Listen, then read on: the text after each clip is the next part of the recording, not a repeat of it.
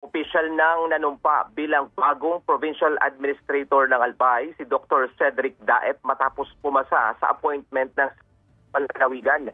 Kilala si Dr. Daep bilang eksperto sa disaster risk reduction and management at nagpatunay na kaya ng mga LGU ang zero casualty sa anumang sakuna.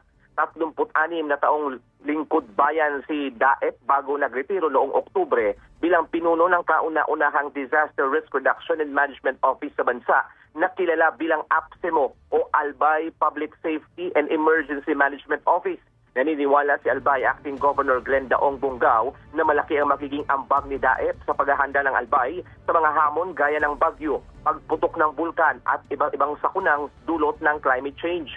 Bukod sa global resource person sa disaster preparedness, itinaguyod ni Daep ang resiliency at sustainable development, mga advokasya na naging dahilan para siya'y kilalanin sa Civil Service Dangal ng Bayan Award at maging Gawad Kalasag Hall of Famer.